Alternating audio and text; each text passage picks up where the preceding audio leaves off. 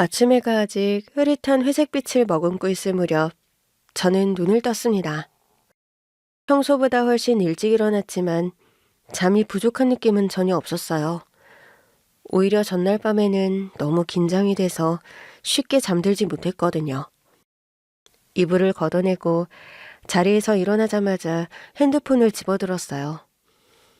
오전 6시 10분. 생각보다 더 이른 시간. 알람이 울리기도 전에 눈이 저절로 떠졌거든요. 바로 제 결혼식 날이었습니다. 침대에서 일어나 커튼을 살짝 걷었어요. 바깥은 서서히 밝아지고 있었고 창문에는 밤새 내린 이슬이 맺혀 있었습니다. 평소 같은 주말이면 조금 더 누워 있었겠지만 그럴 시간이 없었어요. 바로 화장실로 가서 세수를 했습니다. 차가운 물이 얼굴을 적시자 긴장된 마음이 조금 가라앉았어요. 수건으로 얼굴을 닦으며 거울 속에 비친 제 모습을 가만히 바라봤어요. 오늘이 드디어 그날이구나. 오늘이 결혼식이야. 말로 뱉으니 실감이 조금 더 났어요. 어릴 적 상상했던 신부의 모습은 이보다 더 화려하고 행복할 거라고 생각했는데 막상 현실은 긴장 반 설렘 반이었고 무엇보다도 결혼식장에 부모님이 계시지 않다는 게 계속 마음에 걸렸습니다. 식탁 위에는 어젯밤에 미리 챙겨둔 간단한 요깃거리가 있었지만 도저히 먹을 마음이 들지 않더라고요. 물 한 잔을 꿀꺽 마시고 주방을 정리한 뒤 준비해둔 외출복을 걸치고 핸드폰과 지갑을 챙겨 집을 나섰습니다.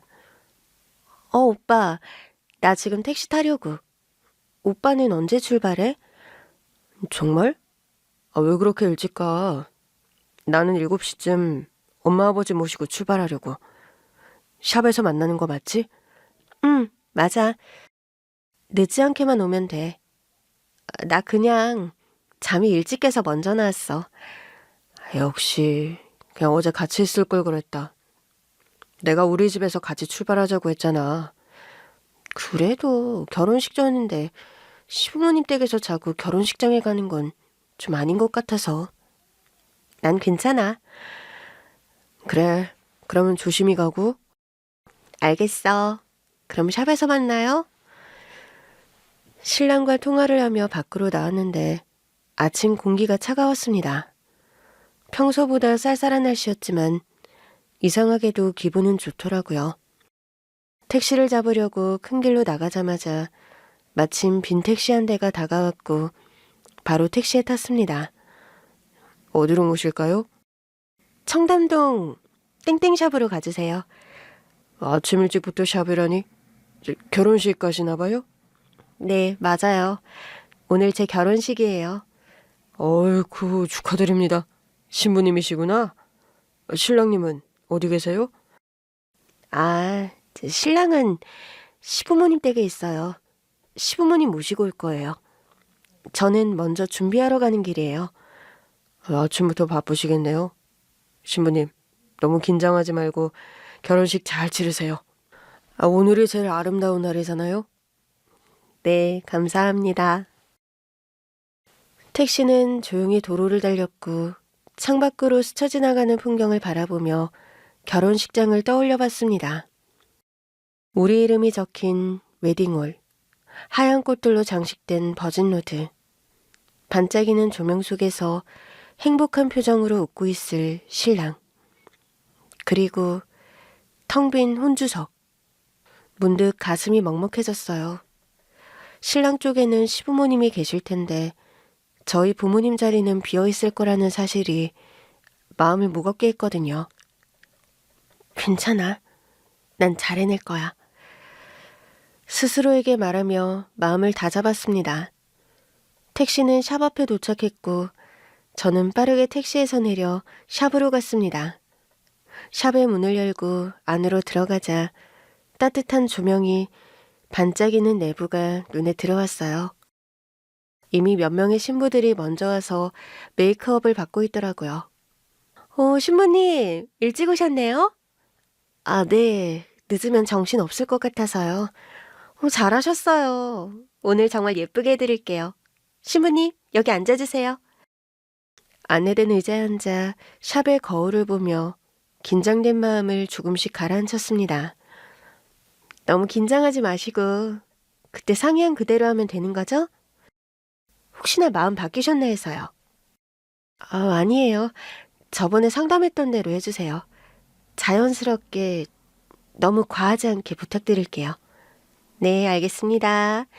오늘 신랑님 반응 기대되겠어요? 두 분 정말 잘 어울리세요. 고맙습니다. 스탭들이 분주하게 움직이며 메이크업을 시작했어요.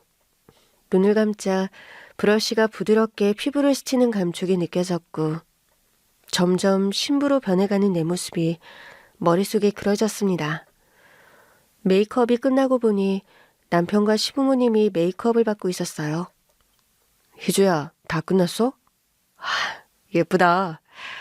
응, 자기도 잘 받고 어머님 아버님은 어디 계셔? 저쪽에서 받고 계셔. 어머님 아버님께 인사를 드린 뒤 드레스를 입기 위해 피팅룸으로 향했습니다.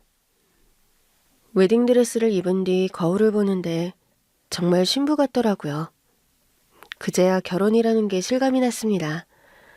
남편과 시부모님을 기다렸다가 함께 결혼식장으로 이동을 했는데 그때부터는 정말 정신이 하나도 없었어요.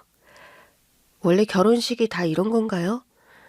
인생의 가장 의미 있는 날 중에 하나일 텐데 다들 어떻게 지나가는지 모르겠다는 말을 했거든요.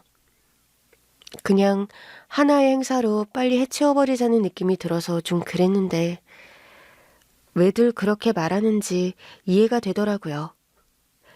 웨딩홀에 도착하자 저는 곧장 신부 대기실로 향했고 시간이 지나자 친구들과 직장 동료들이 대기실로 찾아왔습니다.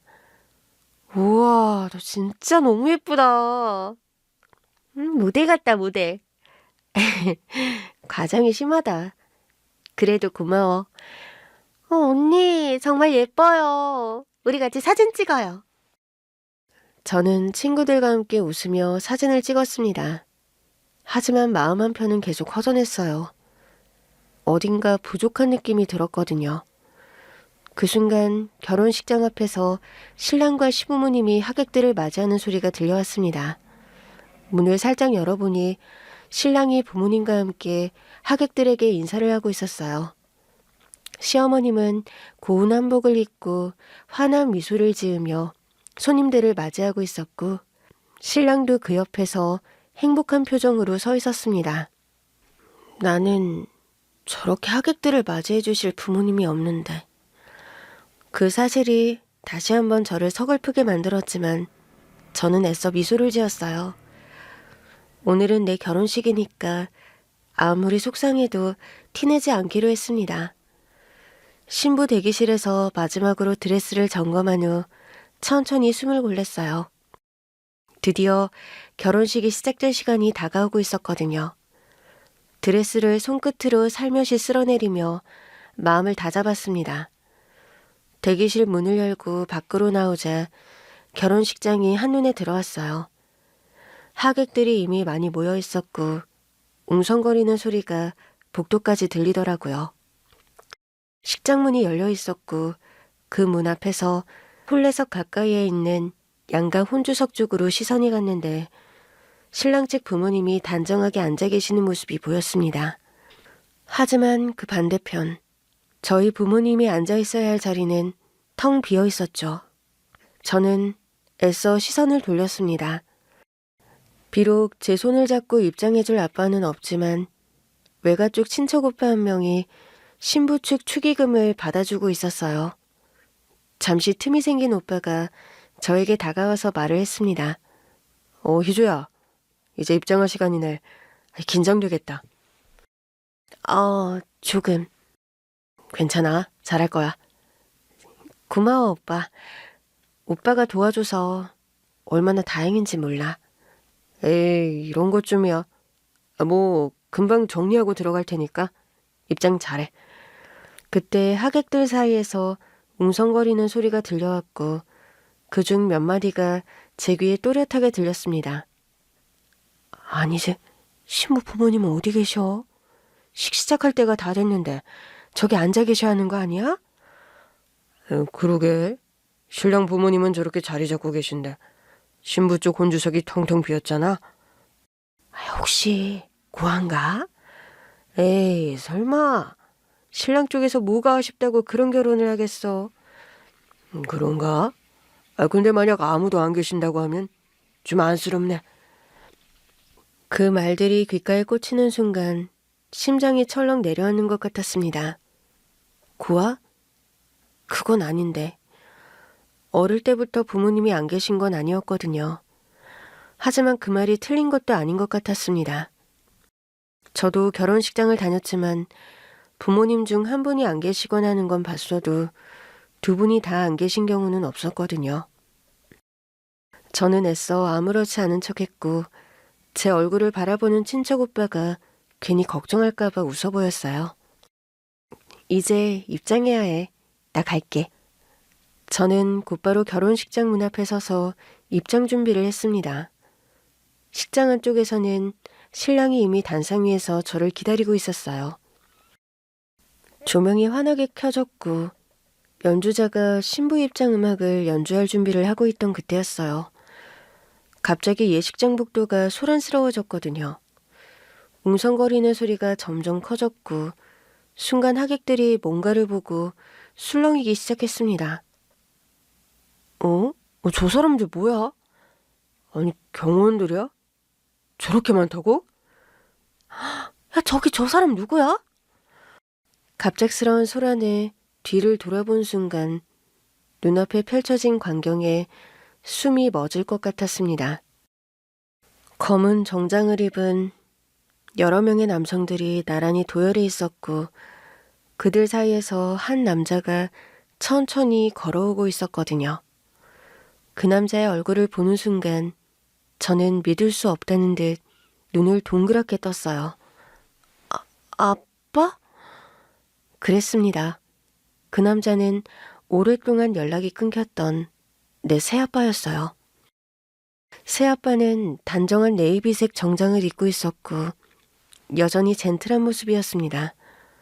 하지만 예전보다 더 단단하고 위험 있는 분위기를 풍기고 있었어요. 새아빠의 등장에 하객들과 반대편 웨딩홀의 하객들의 관심이 집중됐습니다. 아니, 누구야?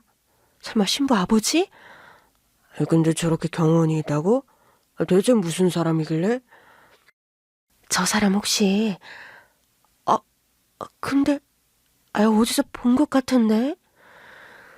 저는 멍한 상태로 새아빠를 바라봤어요.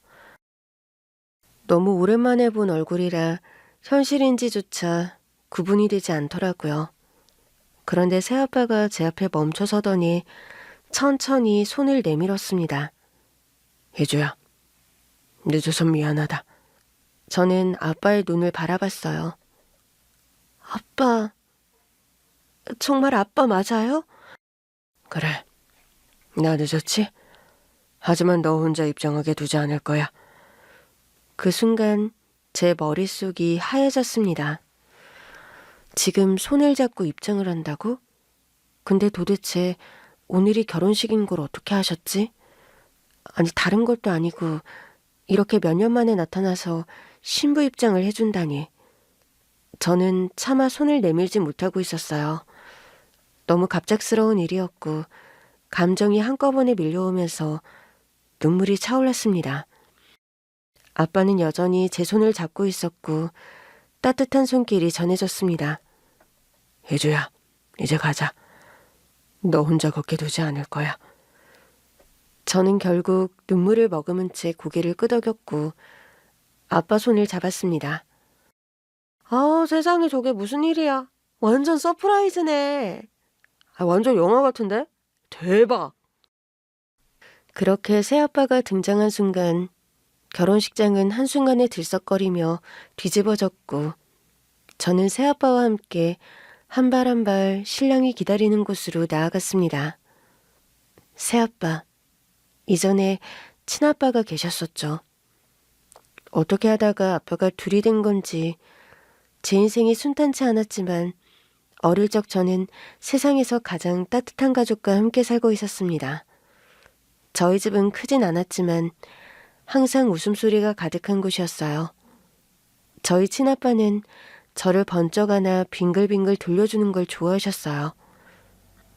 우리 희주가 최고로 예쁜 공주님이네. 아빠, 또 돌려줘. 또? 그럼 한 번 더? 아빠는 저를 높이 들어올리며 즐겁게 웃었고 그때의 저는 세상에서 가장 행복한 아이였습니다. 아, 여보, 희주 밥 먹어야 하니까 그만하고 들어와요. 아유, 알겠어요, 알겠어. 네, 희주야. 밥보다 아빠랑 노는 게 더 좋지? 응. 어머, 이 사람 봐. 희주 그럼 아빠랑 평생 놀면서 살아. 저는 깔깔 웃으며 아빠에게 매달렸고 제 기억 속 어린 시절은 늘 그런 분위기였습니다. 엄마는 잔소리를 하면서도 언제나 따뜻했고 아빠는 장난을 치면서도 가족을 위해 최선을 다했거든요. 주말이면 엄마 아빠와 함께 나들이도 잘 다녔습니다. 아빠는 저를 자전거 뒤에 태우고 한강공원을 달렸고 엄마는 돗자리를 펴고 집에서 싸온 김밥을 먹여주셨어요. 엄마, 이거 내가 만든 김밥. 어머, 우리 희주가 만든 김밥이면 더 맛있겠네? 나도 한 입? 아, 여보, 희주 먹을 거 뺏어 먹으면 안 돼요. 그럼 희주야, 한 입만? 아빠, 아 해봐. 아. 저를 사이에 두고 서로를 바라보며 웃던 엄마와 아빠. 그런데 제가 7살이 되던 해 모든 것이 변하기 시작했습니다. 어느 날부터인가 아빠가 자꾸만 기침을 하셨거든요. 처음에는 단순한 감기라고 생각했지만 시간이 지나면서 점점 아빠의 기운이 없어지는 것이 느껴졌습니다. 아빠, 나랑 놀자. 미안해, 희주야. 아빠가 좀 피곤해서. 여보, 오늘도 밥 제대로 못 먹었죠? 좀 먹긴 했어. 그냥 입맛이 없어서 그렇지. 엄마는 걱정스러운 눈으로 아빠를 바라보았어요. 병원에 가봐요. 당신 요즘 너무 자주 피곤해해요. 괜찮아.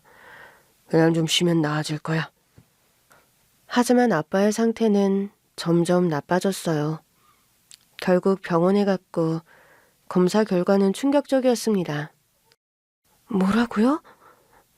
폐암이요? 네, 이미 많이 진행된 상태입니다. 그날 이후 엄마는 아빠를 간호하며 일을 해야 했습니다. 아빠는 치료를 위해 병원에 입원했고 저는 엄마를 따라 집과 병원을 오갔어요. 희주야, 오늘 유치원 잘 갔다 왔어? 응. 엄마, 아빠는 언제 집에 와? 곧 나을 거야. 조금만 기다리자. 응? 하지만 아빠는 점점 말라갔고 예전처럼 저를 번쩍 들어올려주지도 못했습니다. 어느 날 저는 병원 침대에 누워있는 아빠의 손을 꼭 잡았어요. 아빠, 얼른 나와서 나랑 놀자. 아빠 꼭 나을게. 하지만 아빠는 결국 제가 초등학교에 입학할 무렵 세상을 떠나셨습니다. 그날 엄마는 장례식장에서 끝없이 울고 계셨어요. 저는 너무 어려서 이별이 무엇인지 정확히 몰랐지만 그저 모든 것이 이상하게 느껴졌습니다. 아빠가 없는 집은 너무도 조용했고 그 후 엄마와 저는 단둘이 살게 되었어요. 엄마는 아침부터 늦은 저녁까지 일을 하셨습니다. 희주야, 오늘 학교 잘 갔다 와. 엄마는 늦게 올 거야. 엄마, 오늘도 늦어? 그래도 희주 간식은 준비해 놓을게. 엄마는 늘 피곤한 얼굴이었지만 그래도 집에 돌아오면 언제나 저를 꼭 안아주었습니다. 희주야, 오늘 학교에서 뭐 배웠어? 글자 배웠어. 엄마한테 써줄까? 그래, 엄마한테 편지 써줘. 그렇게 엄마와 저는 서로를 의지하며 살았지만 시간이 지날수록 저는 점점 아빠가 그리워졌습니다. 어느 날 밤 저는 조용히 엄마 옆에서 속삭였어요. 엄마, 나 아빠 보고 싶어. 엄마는 한동안 아무 말도 하지 않았어요. 그러다 조용히 저를 품에 안았어요. 엄마도 너무 보고 싶어. 그렇게 우리는 함께 울었습니다. 아빠 없이 자란다는 것이 어떤 의미인지, 엄마 혼자 모든 걸 감당해야 한다는 게 얼마나 힘든 일인지 그때부터 조금씩 알게 되었고, 저는 또래 아이들보다 일찍 철이 들었습니다. 그러다 제가 11살이 되던 해 엄마가 어느 날 조심스럽게 말을 꺼냈어요. 희주야, 엄마가 오늘은 너랑 조금 특별한 시간을 보내고 싶어. 특별한 시간? 응? 오랜만에 예쁜 옷 입고 나갈까? 엄마의 목소리는 다정했지만 어딘가 조금은 긴장한 듯 했어요. 엄마는 평소에도 일을 하느라 바빴고 저와 단둘이 외식을 하는 일은 거의 없었거든요. 그래서 무척 신이 났습니다. 어디 가는데? 맛있는 거 먹으러 가? 맛있는 것도 먹고 엄마가 너한테 소개해주고 싶은 사람이 있어. 저는 순간 멈칫했어요. 소개해주고 싶은 사람? 엄마는 저를 바라보며 작은 미소를 지었습니다. 그냥 엄마가 좋은 친구를 한 명 만났는데 희주 네가 어떤지 궁금하대. 알겠어.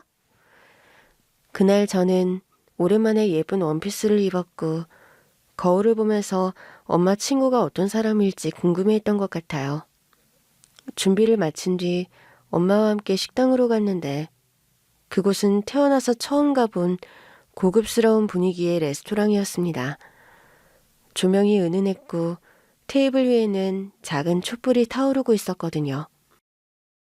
엄마가 저를 데리고 한 테이블로 가자 그 자리에 앉아있던 아저씨는 벌떡 일어나 환하게 웃었습니다. 희주구나? 만나서 반가워. 저는 조용히 고개를 끄덕였어요. 아저씨는 정갈한 셔츠를 입고 있었고 얼굴에는 따뜻한 미소가 흐르고 있었습니다. 희주야, 인사해야지. 안녕하세요. 우와, 희주 정말 예쁘다. 엄마를 닮아서 그런가 봐. 저는 조금 부끄러웠지만 아저씨가 나쁘지 않은 사람 같았어요. 저에게 친절하게 대해주었거든요. 희주는 뭐 좋아해? 뭐 스파게티 좋아하니? 네, 그럼 스파게티 하나 시키자. 그리고 이건 엄마가 좋아하는 거니까 같이 나눠 먹으면 좋을 것 같아. 처음 본 그 아저씨는 엄마가 좋아하는 음식을 잘 알고 있는 듯 했어요. 엄마는 어색한 듯 웃었지만 표정이 밝아 보였습니다. 식사를 하면서 아저씨는 조심스럽게 저에게 말을 걸었어요. 혜주는 학교에서 뭐 하는 게 제일 좋아? 친구들이랑 쉬는 시간에 노는 거야. 그럼 공부보다는 노는 게 더 좋겠네? 네, 솔직해서 좋다. 엄마는 조용히 웃고 있었어요. 아저씨는 어린 저에게 장난감이나 사탕을 건네는 대신 진심으로 저에게 관심을 보였고 당시 그게 조금 신기하다는 생각이 들었습니다. 그러다 식사가 끝나갈 무렵 엄마가 저를 바라보며 조용히 말을 꺼냈어요. 희주야, 오늘 어땠어? 재밌었어. 엄마 친구 아저씨는 좋은 아저씨야. 아저씨는 제 말을 듣고 따뜻하게 웃었고 엄마는 안도한 듯한 표정을 지었습니다. 그날 이후로 아저씨와 몇 번 더 만나게 되었고 만날 때마다 저에게 관심을 많이 가져주었습니다. 어떤 날은 예쁜 옷을 사주겠다고 했거든요. 희주야, 이제 곧 새 학기잖아. 새 옷이 필요하지 않겠어? 정말요?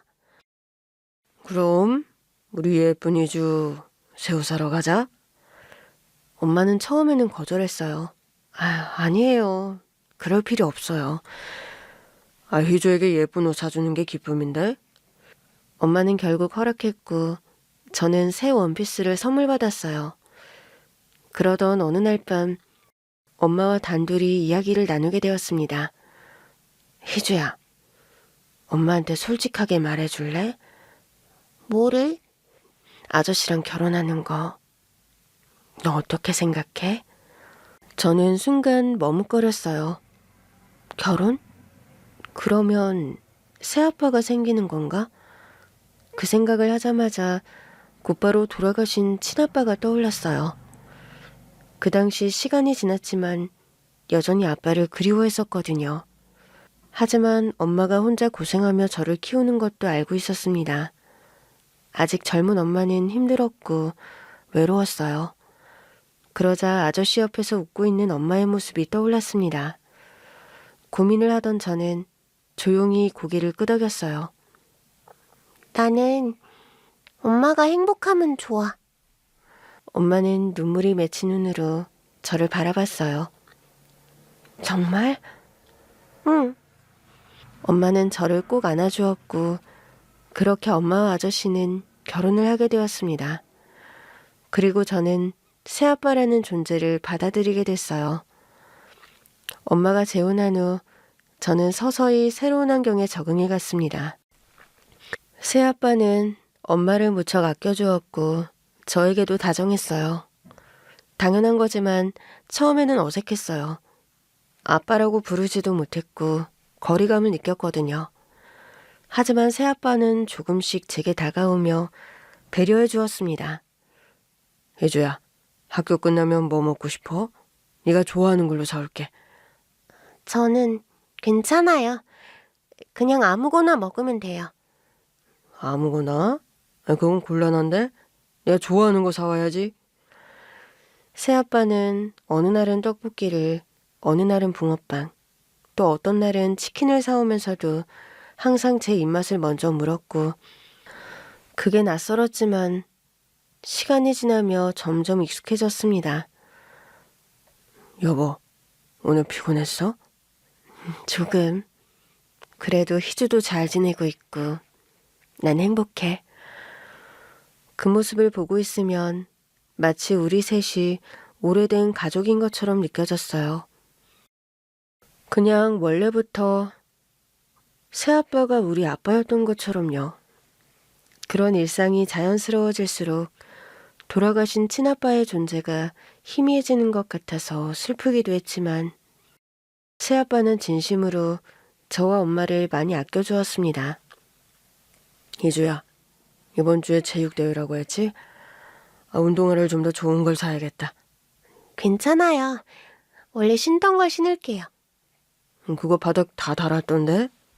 아빠가 사줄게. 그렇게 저는 서서히 새아빠에게 마음을 열었고 시간이 지나면서 자연스럽게 아빠라는 단어를 입에 담을 수 있게 되었어요. 아빠, 오늘 늦어요? 늦을 거야. 아빠 기다리지 말고 희주 먼저 자. 알겠지? 알았어요. 다녀오세요, 아빠. 새아빠의 노력 덕분에 점점 안정된 생활을 하게 되었고 사춘기 시절도 무탈하게 지나갔습니다. 시간이 흘러 저는 고등학생이 되었고 그 당시 인생에서 가장 평온한 시기를 보내고 있었다고 생각했거든요. 하지만 그 평온함은 오래가지 않았습니다. 어느 날 오후 학교에서 수업을 듣고 있었는데 교무실로 호출이 되었어요. 희주야, 너 잠깐 교무실로 올래? 네? 너희 아버지께서 급히 오셨는데 집에 가봐야 할 것 같아. 저는 순간 가슴이 철렁 내려앉았어요. 교무실 문을 열자 새아빠가 서 있었습니다. 새아빠의 얼굴은 창백했고 눈가가 붉어져 있었어요. 아빠, 무슨 일이에요? 새아빠는 입술을 굳게 다물고 있었어요.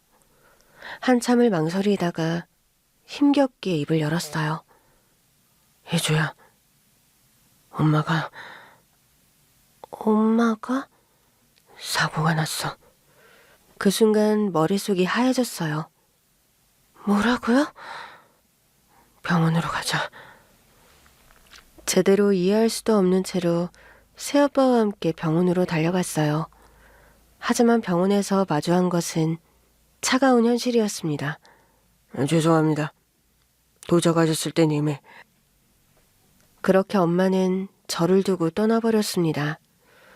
장례식장에 앉아있는 동안 저는 아무런 감정도 느낄 수 없었어요. 너무도 갑작스러운 이별이었거든요. 그런데 그때 조문을 온 어른들이 조용히 수근거리는 소리가 들렸습니다. 이제 희주는 어떻게 되는 거야? 그러게. 엄마가 없는데 저 집에 계속 있을 수 있겠어? 그 말이 귓가에 맴돌았고 저는 그때 두려움을 느꼈습니다. 저 말이 맞는 것 같아. 이제 엄마도 없는데 난 정말 혼자가 되는 걸까? 그런 생각이 들었거든요. 장례가 끝나고 저는 한동안 밖에 나가질 않고 방에 틀어박혀 있었습니다. 희주야. 네. 뭐든 먹어야지. 하루 종일 아무것도 안 먹었잖아. 괜찮아요. 희주야, 나랑 이야기 좀 하자. 저는 천천히 고개를 들어 새아빠에게 물었습니다. 아빠, 저는 이제 어떻게 되는 거예요? 어떻게 되다니? 그게 무슨 말이야? 엄마가 없으니까 이제 나 혼자가 되는 거예요? 새아빠는 순간 놀란 얼굴로 저를 바라보았어요. 혜주야, 그게 무슨 말이야? 그런 걱정을 왜 하는 거야? 맞잖아요. 난 엄마 딸인데 이제 엄마가 안 계시잖아요. 넌 내 딸이기도 해. 엄마가 있든 없든 넌 내 가족이야. 그 말에 저는 울음을 터뜨렸습니다. 정말이에요? 정말이지. 당연하지. 너를 처음 봤을 때부터, 그리고 우리가 함께 살던 그날부터 희주 너는 내 딸이었어. 새아빠는 저를 꼭 안아주었습니다. 그렇게 저는 또 한 번의 이별을 겪었지만 새아빠가 저를 돌보아 주셨어요. 새아빠의 지원 덕분에 저는 무사히 대학에 입학할 수 있었습니다. 저는 대학에 입학한 후 학교 근처에서 자취를 시작했거든요. 새아빠가 등록금부터 생활비까지 부족함 없이 지원해 주셨고 덕분에 저는 학업에 집중할 수 있었어요. 아빠, 저 오늘 개강했어요. 학교도 진짜 크고 교수님들도 다 낯설어요. 고등학교랑은 완전 차원이 다른 것 같아. 그렇지? 처음엔 다 낯설지. 그래도 이주야, 친구들도 많이 사귀고 공부도 열심히 해야 한다. 알겠지? 네, 아빠. 열심히 할게요. 힘든 일 있으면 꼭 말하고 생활비 부족하면 주저하지 말고 연락하고. 새아빠는 항상 저를 걱정해 주었습니다. 직접 오지는 못해도 꾸준히 전화하고 한 달에 한 번씩 생활비를 보내주었거든요. 이번 달에도 부족한 거 없지? 네, 아빠 덕분에 잘 지내고 있어요. 근데 아빠, 이번 주말에 시간 되세요? 저 집에 다녀오고 싶은데. 이번 주는 좀 바빠서 어렵겠다. 다음 주에 꼭 보자. 알겠지? 그 당시 엄마가 돌아가시기 전까지 함께 살던 집은 처분을 했고 저는 자취, 새아빠도 적은 평수의 집을 얻어 따로 지내고 있었거든요. 대학 생활을 열심히 하며 가끔 주말에 아빠를 만나 밥을 먹으며 시간을 함께 보냈습니다. 열심히 대학 생활을 하는 동안 시간은 빠르게 흘렀고 어느덧 대학 졸업을 앞두게 되었어요. 그러던 어느 날 저는 평소처럼 새아빠에게 전화를 걸었습니다. 졸업 학기학점을 잘 받았고 아빠한테 그 소식을 전하고 싶었거든요. 하지만 전화기는 신호만 갈 뿐 아무런 응답이 없었어요. 바쁜가? 처음엔 그렇게 생각했어요. 하지만 그날 이후로 몇 번을 더 전화를 걸었는데도 여전히 연락이 닿지 않았습니다. 무슨 일이 생긴 건가? 혹시 어디 아프신 건 아닐까? 사고라도 난 건 아닐까?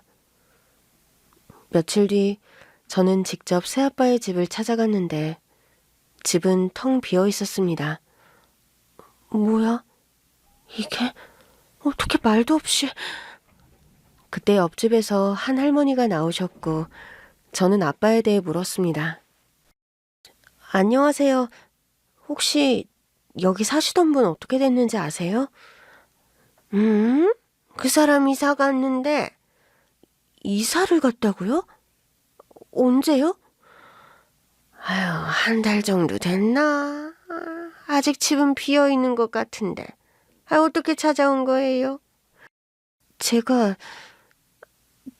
딸인데요. 딸이라고? 근데 왜 여태 이사 간 걸 몰라? 아빠가 말을 안 해줬나 보네. 순간 머릿속이 멍해졌습니다. 말 그대로 새아빠가 사라진 거였거든요.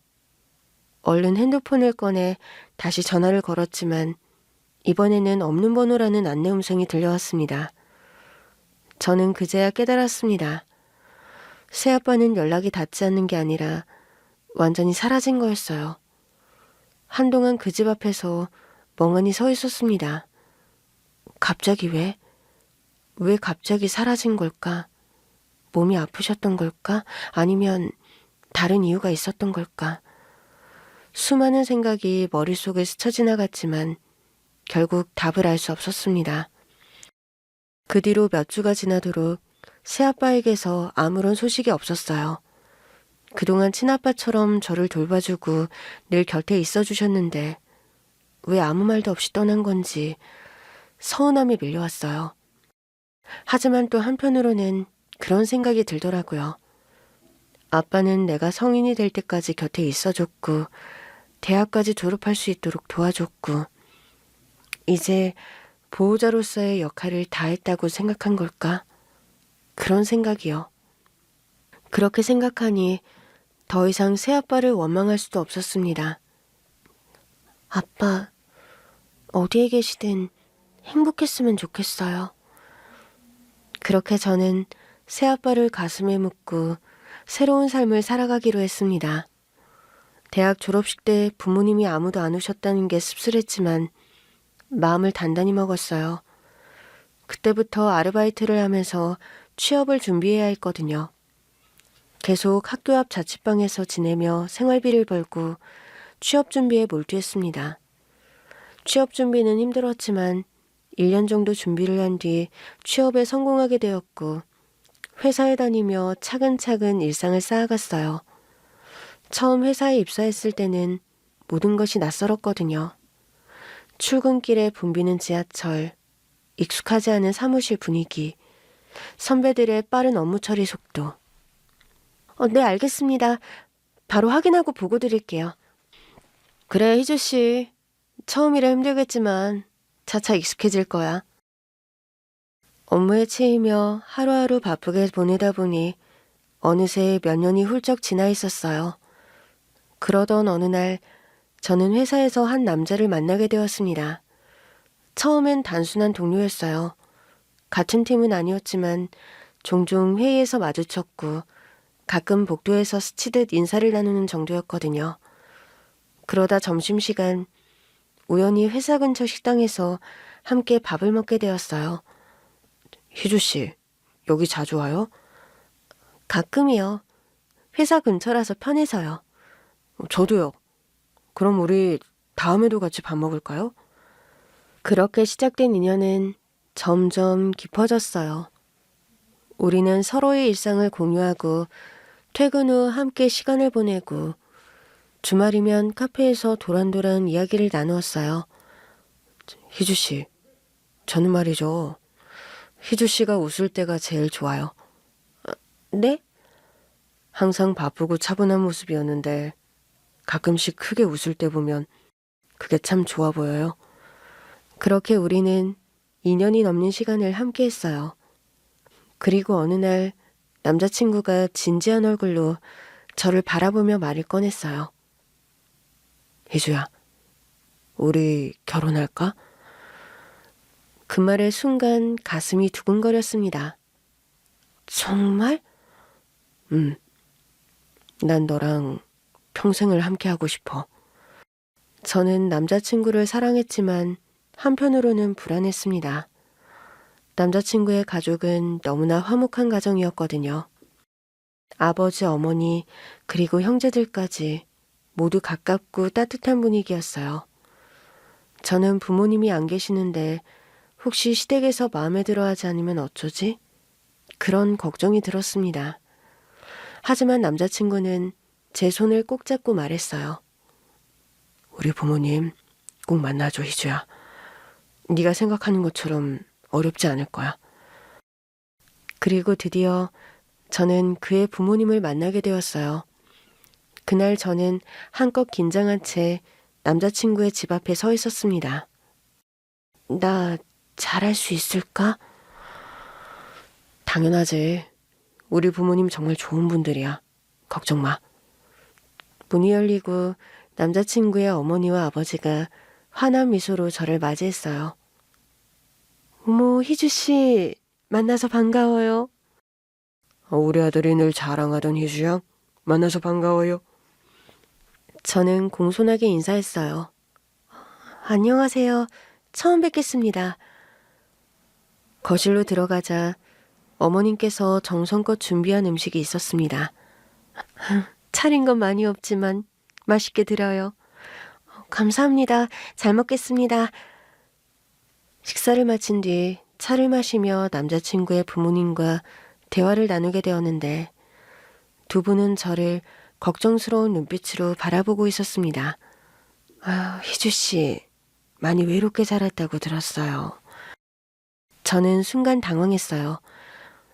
네, 맞습니다. 어릴 때 친아버지께서 돌아가셨고 어머니도 제가 고등학교 때 돌아가셨거든요. 그랬구나. 잠시 정적이 흘렀어요.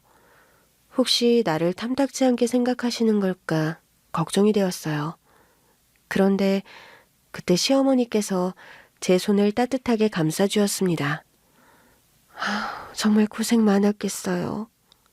앞으로는 우리 가족이 있으니까 너무 외롭지 않았으면 좋겠어요. 그 말의 순간 마음이 울컥하더라고요. 정말요? 그럼요. 우리 집에 자주 놀러와요. 맞아. 가족끼리 밥 한 끼 먹는 게 제일 중요한 일이야. 희주 양도 자주 와서 식사하도록 해요. 다정하신 말씀에 너무 다행이라는 생각이 들었고 남자친구가 제 손을 꼭 잡아주었습니다. 봤지? 우리 부모님 정말 따뜻한 분들이라고 했잖아.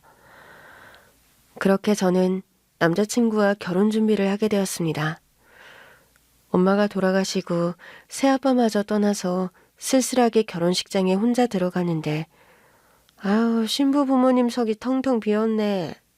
신부가 고한가? 에휴. 그 순간 경호원에 둘러싸인 새아빠가 나타나 내 손을 잡는 순간 결혼식장이 뒤집히는데 눈앞의 광경이 믿기지 않았어요. 텅 빈 혼주석을 보며 마음 한구석이 서글펐던 순간 나타난 사람, 새아빠. 새아빠가 제 앞에 나타났습니다. 여전히 반듯한 모습, 그러나 더 단단해진 인상. 어쩌면 마지막으로 본 그때보다 더 깊어진 눈빛. 새아빠의 주변에는 검은 정장을 입은 경호원들이 서 있었고 하객들 사이에서 웅성거리는 소리가 점점 커졌습니다. 저 사람 대체 누구야? 저렇게 많은 경호원이라니 대단한 사람 같은데? 신부 아버지인가? 그런데 저렇게 늦게 나타나는 건 뭐야? 그 모든 소리가 제 귀에는 들리지 않았어요. 그저 새아빠의 얼굴만이 또렷하게 보였고 제 입술이 떨렸어요. 아빠. 제 목소리는 한없이 작았지만 새아빠는 제 목소리를 들었습니다. 미안하다. 늦었지? 새아빠가 부드러운 미소를 지으며 손을 내밀었고 순간 제 눈앞이 흐려졌어요. 새아빠를 다시 볼 수 없을 거라는 생각을 했거든요. 어린 시절 친아빠를 떠나보낸 뒤 다시는 아빠라는 존재를 가질 수가 없을 거라 믿었어요. 하지만 새아빠는 제게 다가갔고 저를 딸로 받아주었어요. 그런데 어느 날 갑자기 제 삶에서 사라진 사람. 졸업을 앞두고 갑자기 연락이 끊기고 흔적도 없이 사라졌던 새아빠. 그렇게 긴 시간이 흘렀는데 다시 제 앞에 나타난 거잖아요. 눈물이 차올랐습니다. 아빠, 정말? 늦게 와서 미안하다. 희주야, 이제 가자. 신랑이 기다리고 있잖아. 저는 울컥하며 고개를 끄덕였고 제 손을 감싼 새아빠의 손길은 단단했습니다. 그렇게 우리는 함께 결혼식장 안으로 발을 내디뎠고 웨딩홀 안에서 따뜻한 조명이 쏟아졌습니다. 버진로드 위를 한 걸음 한 걸음 걷다 보니 눈앞에 신랑이 서 있었거든요. 신랑은 놀란 눈으로 우리를 바라보고 있었어요. 희주야. 희주야? 네, 아빠. 그 짧은 한마디에 저는 또다시 눈물이 차오르는 걸 느꼈지만 울지는 않았어요. 그저 미소를 지으며 마지막 한 걸음을 내디뎠고 그렇게 저는 새아빠의 손을 잡고 새로운 인생의 출발점에 섰습니다. 결혼식이 끝나고 저는 남편과 함께 하객들에게 인사를 나누었어요. 정신없이 지나간 시간이었습니다. 신부 입장을 할 때까지만 해도 제 옆에는 아무도 없을 거라고 생각했거든요. 하지만 그 순간 새아빠가 나타났어요. 그 당시 이게 정말 현실인지 믿기지 않았습니다. 모든 일정이 끝나고 피로연이 끝날 무렵 새아빠가 저를 따로 불렀어요. 희주야, 잠깐 이야기할 수 있을까? 네, 아빠. 우리는 호텔 라운지의 한적한 자리에 마주 앉게 되었습니다. 조용한 공간, 은은한 조명이 비치는 창가자리에서 새아빠는 잠시 말을 꺼내지 못하고 저를 바라보았어요. 여전히 예쁘구나. 많이 컸어. 아빠, 저는 수없이 궁금했던 질문을 차마 입 밖에 꺼내지 못하고 있었어요. 궁금하지 않니? 네. 내가 왜 사라졌는지. 저는 조용히 고개를 끄덕였어요. 솔직히 많이 걱정했어요. 갑자기 연락이 끊기고 집도 정리돼 있어서 무슨 일이 생기신 건가? 아니면 저를 두고 떠나신 건가? 사실 걱정되고 서운했지만 한편으로는 아빠 입장을 이해하려고 노력했어요. 그러니까 엄마가 떠났잖아요. 물론 엄마가 떠난 뒤에도 아빠는 변함없이 제 곁을 지켜주었지만 그때 아빠가 떠났을 무렵에 저는 대학 졸업을 앞두고 있었고 희주 대학교 졸업식에 못 간 게 마음에 걸렸었어. 엄마가 떠난 다음 아빠가 아니었다면 대학 졸업은커녕 대학 갈 생각도 못했을 거예요. 아무튼 그렇게 생각했어요. 엄마도 안 계신데 제가 성인이 될 때까지 돌봐주셨고 대학 등록금까지도 다 내주셨잖아요. 정말 아빠로서 할 수 있는 만큼 다 한 거라고. 그래서 이제 그런 책임감과 짐을 내려놓고 싶었던 게 아닐까 하고요. 어디 계신지는 몰랐지만 늘 아빠가 잘 지내시기를 바랐어요. 새아빠는 제 말을 듣고 가만히 손에 쥐고 있던 찻잔을 내려놓았습니다. 말도 없이 희준 네 곁을 떠난 건 맞다. 하지만 네가 생각한 이유와는 달라. 새아빠는 깊은 한숨을 내쉬었어요. 네가 대학을 졸업할 무렵이었어. 그때 사업이 예상치 못한 문제에 휘말렸어. 사업이요? 그래. 회사가 예상하지 못한 소송에 휘말렸고 법적 문제까지 얽히면서 제대로 해결하지 않으면 전부를 잃을 수도 있는 상황이었다. 저는 순간 머릿속이 복잡해졌어요. 그런데 왜 저한테 말하지 않으셨어요? 새아빠는 조용히 웃었어요. 네가 걱정할까 봐. 그리고 법적으로 해결이 안 되어서 잘못된 방향으로 일이 풀리면 너한테까지 피해가 갈까봐 걱정이 됐거든. 저는 오히려 아빠가 갑자기 사라지셔서 더 걱정했어요. 어디 아프신가? 무슨 사고라도 나신 건가? 그땐 연락할 여유도 없었어. 너한테 걱정을 끼치고 싶지도 않았고 피해를 끼치고 싶지 않아서 일부러 연락을 끊었다. 그럼 지금은요? 어떻게 된 거예요? 결국 몇 년이 걸려서 모든 법적 문제를 해결했어. 하지만 그때 이미 한국에서의 기반은 거의 다 무너졌지. 그래서 해외로 나가 새롭게 시작했어. 해외로요? 처음부터 다시 시작해야 했거든. 작은 사업부터 시작해서 하나하나 쌓아 올렸어. 그럼 지금은... 새아빠는 웃으며 고개를 끄덕였어요. 이제 나름 잘 돼서 안정적으로 운영하고 있다. 무척 다행이라는 생각이 들었지만 한동안 아무 말도 할 수 없었습니다. 그때 아빠가 미안한 표정으로 이야기했어요. 그러다 어느 날 네 결혼 소식을 알게 됐다. 어떻게요? 해외로 나가서 새 사업을 일으키는데 정신없는 세월을 보냈지만 드문드문 은근히 네 소식을 알아보곤 했거든. 네가 어떻게 지내는지, 잘 살고 있는지. 정말요? 당연하지. 넌 내 딸이니까. 결혼식이란 건 인생에서 가장 중요한 순간 중 하나잖아. 내가 거기에 없으면 안 될 것 같았어. 물론 이렇게 되기 전에 자리를 잡은 뒤에 연락을 하려고 했지만 그때 두려운 마음이 들더라.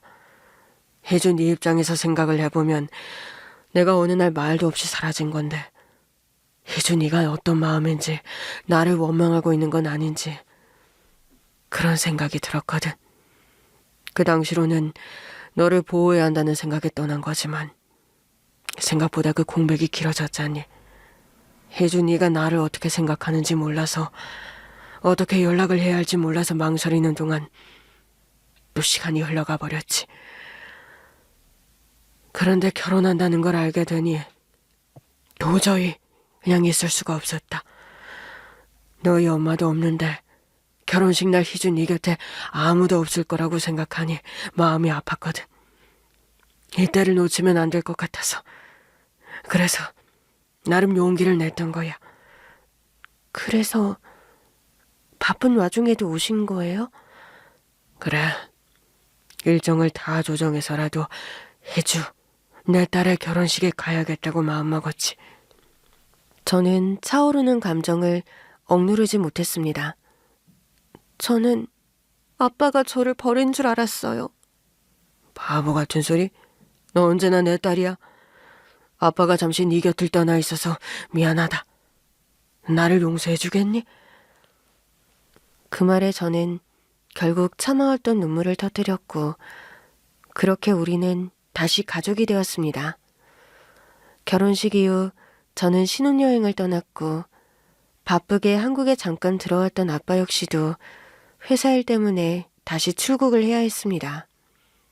그러다 몇 달 후 한창 신혼생활을 하고 있을 때 2주 동안 시간을 낸 아빠가 한국에 다시 들어오셨고 아빠와 시간을 보내게 되었어요. 그동안 떨어져 있었던 세월이 길었지만 이상하게도 어색함은 없었고 오히려 마음이 편안했습니다. 희주야, 오늘은 뭐 하고 싶어? 그냥 아빠랑 밥 같이 먹으면 좋을 것 같아요. 그래?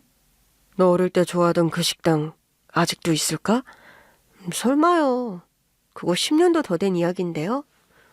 그래도 혹시 모르지? 한번 가볼까? 그렇게 우리는 오랜만에 함께 외식을 하며 소소한 일상을 나누었어요. 한편 시댁에서도 저희 아빠를 따뜻하게 맞이해 주셨습니다. 아유, 사돈어른 처음 뵙겠습니다. 안녕하세요. 제가 늦게 인사드리게 됐네요. 우리 혜주 잘 부탁드립니다. 뭐가 늦습니까? 이렇게라도 만나게 되어 반갑습니다. 사연이라는 게 말하자면 길고 복잡한데 그 당시 아무것도 없던 우리 희주를 따뜻하게 품어주셔서 제가 두 분께 정말 감사한 마음입니다. 장인어른, 앞으로 자주 뵙고 싶습니다. 희주한테 늘 좋은 아버지셨다고 들었어요. 우리 희주가 나를 어떻게 이야기했을진 모르겠지만 저 앞으로는 자주 보면 좋겠네. 자네가 우리 희주를 행복하게 해줄 거라고 믿어. 감사합니다, 장인어른. 장인어른이 희주를 잘 키워주신 덕분에 제가 희주를 만나서 결혼을 하게 된 거죠. 제가 희주 행복하게 해주겠습니다. 저는 새아빠와 함께 엄마가 잠들어 있는 납골당에도 간 뒤 돌아가신 친아빠의 산소에도 함께 다녀왔습니다. 두 분은 안 계시지만 그 빈자리를 채워주었던 건 새아빠였고 돌아가신 아빠도 엄마도 그곳에서 걱정 없이 마음 편히 쉬시기를 바라는 마음이었어요. 그렇게 짧게만 느껴진 2주의 시간을 보낸 뒤 새아빠는 다시 해외로 떠나야 했어요. 이제 돌아가야 할 것 같다. 벌써요? 그래도 이제는 연락하고 지낼 수 있잖아. 예전처럼 사라지는 거 아니니까. 그 후로 우리는 자주 연락을 했어요. 영상통화도 하고 가끔 새아빠가 한국에 올 때면 꼭 만났습니다. 그리고 시간이 흐르면서 제 인생에도 새로운 변화가 찾아왔어요. 아빠, 저 임신했어요. 뭐라고? 새아빠는 놀라면서도 엄청 기뻐했습니다. 아, 우리 희주가 엄마가 된다고? 네. 아우, 세상에. 아, 정말 이런 날이 오다니. 새아빠는 직접 와서 챙겨주지 못하는 걸 미안해했습니다. 희주야, 네 결혼 준비도 내가 도와주지 못했는데 이번엔 뭐라도 해주고 싶어. 아빠, 그런 말 하지 마세요. 아빠가 계신 것만으로도 충분해요. 하지만 새아빠는 끝까지 저를 도와주고 싶어 하셨어요. 그래도 내가 아빠인데 손주를 위해서라도 뭘 준비해야지. 새아빠는 아기용품과 필요한 것들을 챙겨 보내주었고 나중에 아이 키우면서 필요할 때 쓰라며 목돈이 들어있는 통장을 만들어서 주셨습니다. 그리고 시간이 지나 드디어 우리 아기가 태어났어요. 병원에서 아이를 안아보았을 때 저는 말로 표현할 수 없는 감정을 느꼈습니다. 아빠, 엄마가 나 태어나고 나를 안았을 때 이런 마음이었을까요? 새아빠는 영상통화로 저를 바라보며 웃었어요. 그럼 엄마도 그 당시 세상에서 가장 행복한 사람이었을 거야. 저도 그래요. 시댁에서도 저와 아기를 따뜻하게 보살펴 주셨습니다. 아유, 우리 손주 잘 잤어? 며느리기야. 너도 몸조리 잘해야 한다. 힘들면 말해. 내가 다 도와줄게. 새아빠는 해외에 계셨지만 틈틈이 연락을 하며 손주의 성장 과정을 지켜보셨습니다. 사진 좀 보내봐. 우리 손주 얼굴 좀 보자. 아빠. 어제 영상통화했잖아요. 그래도 보고 싶으니까. 가끔 결혼식 날을 떠올릴 때마다 문득 그날 느꼈던 감정들이 다시 떠오르곤 합니다. 처음에는 텅 비어있는 혼주석을 바라보며 가슴이 저렸거든요. 혼자서 입장해야 한다는 사실이 서러웠고 그때 들려왔던 사람들의 수군거림도 떠오릅니다. 하지만 이제 그 기억은 더 이상 아픔이 아닌 것 같아요. 그날 새아빠가 제 손을 잡아주던 순간을 생각하면 기적처럼 느껴지거든요. 사라졌다고 생각했던 아빠가 다시 나타나 저를 지켜주었고 저는 혼자가 아니었어요. 그리고 현재 남편과 시부모님도 그리고 이제는 아이까지 저를 따뜻하게 감싸주는 사람들이 곁에 있거든요. 가족이란 함께하는 사람들의 사랑 속에서 만들어지는 것이고 저는 그 속에서 행복을 느끼며 모든 순간에 감사하며 살아가고 있습니다.